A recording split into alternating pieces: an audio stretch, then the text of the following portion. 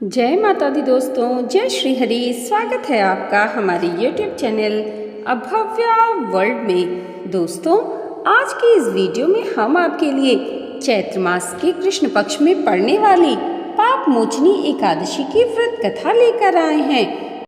अर्जुन ने भगवान श्री कृष्ण से कहा, हे मधुसूदन, आपने फाल्गुन मास के शुक्ल पक्ष की एकादशी अर्थात आमल की एकादशी के बारे में विस्तार पूर्वक बतलाया।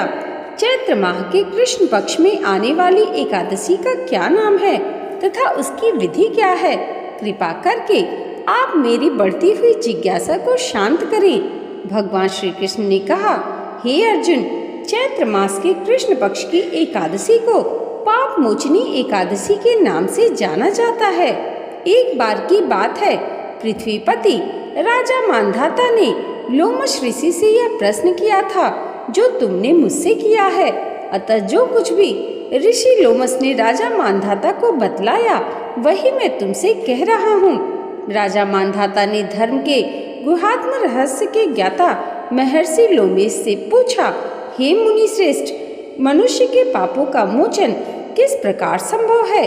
कृपा कर कोई ऐसा सरल उपाय बताएं जिससे सभी को सहज ही पापों से छुटकारा मिल जाए। महर्षि लोमेश ने कहा, हे नृपति, चैत्र मास के कृष्ण पक्ष की एकादशी का नाम पाप मोचनी एकादशी है। उसके व्रत के प्रभाव से मनुष्यों के अनेक पाप नष्ट हो जाते हैं। मैं तुम्हें इस व्रत की कथा सुनाता हूँ, ध्यान पूर्वक श्रवण करो। प्राचीन समय में चैत्र रथ नामक एक वन था। उसमें अप्सराएं किन्नरों के साथ विहार किया करती थीं। वहाँ सदैव वसंत का मौसम रहता था, अर्थात उस जगह सदा नाना प्रकार के पुष्प खिले रहते थे। कभी गंधर्व कन्याएं विहार किया करती थीं, कभी देवेंद्र अन्य देवताओं के साथ क्रीड़ा किया करते थे। उसी वन में मेधावी नाम के एक ऋषि भी तपस्या में लीन थे। वे शिव भक्त थे। एक दिन मंजू घोषा नामक एक अप्सरा ने उनको मोहित कर उनकी निकटता का लाभ उठाने की चेष्टा की। इसलिए वह कुछ दूरी पर बैठ वीणा बजाकर मधुर स्वर में गाने लगी।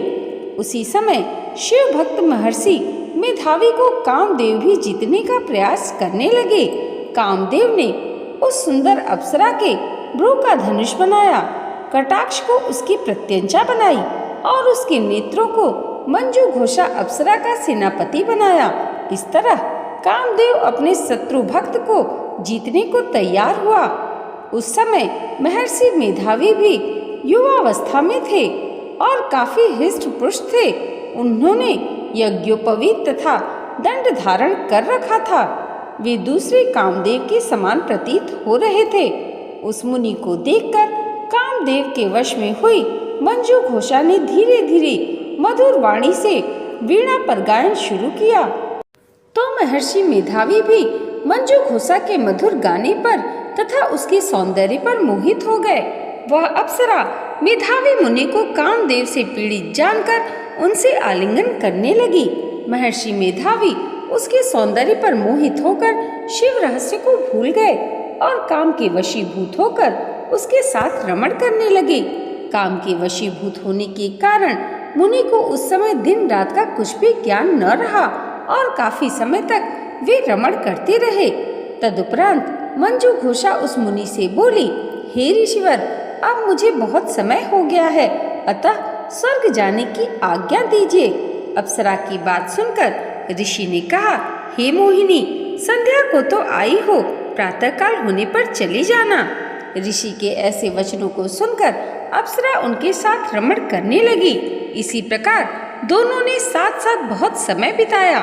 मंजू घोषा ने एक दिन ऋषि से कहा, हे विप्र, अब आप मुझे स्वर्ग जाने की आज्ञा दीजिए। मुनि ने इस बार भी वही कहा, हे रूपसी, अभी ज्यादा समय व्यतीत नहीं हुआ है, कुछ समय और ठहरो। मुनि की बात सुन अप्सरा ने कहा, हे ऋषिवर, आपकी रात तो बहुत लंबी है। आप स्वयं ही सोचिए कि मुझे आपके पास आए कितना समय हो गया। अब और ज्यादा समय तक ठहरना क्या उचित है? अप्सरा की बात सुन मुनि को समय का बोध हुआ और वह गंभीरता पूर्वक विचार करने लगे। जब उन्हें समय का ज्ञान हुआ कि उन्हें रमण करते 57 वर्ष व्यतीत हो चुके हैं तो उस अप्सरा को वह काल का रूप समझने लगे। इतना ज्यादा समय भोग विलास में व्यर्थ चला जाने पर उन्हें बड़ा ही क्रोध आया। अब वह भयंकर क्रोध में जलते हुए उस तप नाश करने वाली अप्सरा की तरफ भ्रिकुटी तान कर देखने लगे। क्रोध से उनके अधर कांपने लगे और इंद्रियां बेकाबू होने लगी। क्रोध से थरथराते स्वर में मुनि ने उस अप्सरा से कहा, मेरे तप को नष्ट करने वाली दुष्टा, तू महापापिन और बहुत ही दुराचारिणी है। तुझ पर धिक्कार है। अब तू मेरे श्राप से पिशाचिनी बन जा। मुनि के क्रोधयुक्त श्राप से वह अप्सरा पिशाचिनी बन गई। यह देख वह व्यथित होकर बोली, हे ऋषिवर, आप मुझ पर क्रोध त्याग कर प्रसन्न होइए और कृपा करके बताइए कि इस शाप का निवारण किस प्रकार होगा। विद्वानों ने कहा है, साधुओं की संगति अच्छा फल देने वाली होती है और आपके साथ तो मेरे बहुत वर्ष व्यतीत हुए हैं, अतः अब आप मुझ पर प्रसन्न हो जाइए, अन्यथा लोग कहेंगे कि एक पुण्यात्मा के साथ रहने पर मंजू घोषा को पिशाचिनी बनना पड़ा। मंजू घोषा की बात सुनकर मुनि को अपने क्रोध पर अत्यंत ग्लानि हुई, साथ ही अपनी अपकीर्ति का भय भी हुआ। अतः पिशाचिनी बनी मंजू घोषा से मुनि ने कहा, तूने मेरा बड़ा बुरा किया है, किंतु फिर भी मैं तुझे इस श्राप से मुक्त होने का उपाय बतलाता हूँ। चैत्र मास के कृष्ण पक्ष की जो एकादशी है उसका नाम पाप मोचनी है। उस एकादशी का उपवास करने से तेरी पिशाचिनी की देह से मुक्ति हो जाएगी। ऐसा कहकर मुनि ने उसको व्रत का सब विधान समझा दिया। फिर अपने पापों का प्रायश्चित करने के लिए वे अपने पिता चैववन ऋषि के पास गए। चैववन ऋषि ने अपने पुत्र मेधावी को देखकर कहा, हे पुत्र, ऐसा क्या किया है तूने कि तेरे सभी तप नष्ट हो गए, जिससे तुम्हारा समस्त तेज मलिन हो गया। मेधावी मुनि ने लज्जा से अपना सिर झुकाकर कहा, पिताश्री, मैंने एक अप्सरा से रमण करके बहुत बड़ा पाप किया है। इसी पाप के कारण संभवतः मेरा सारा तेज और मेरे तप नष्ट हो गए हैं। कृपा करके आप इस पाप से छूटने का कोई उपाय बतलाइए। ऋषि ने कहा, हे पुत्र, तुम चैत्र माह के कृष्ण पक्ष की पाप मोचनी एकादशी का विधि तथा भक्ति पूर्वक उपवास करो, इससे तुम्हारे सभी पाप नष्ट हो जाएंगे। अपने पिता चैववन ऋषि के वचनों को सुनकर मेधावी मुनि ने पाप मोचनी एकादशी का विधि पूर्वक व्रत किया।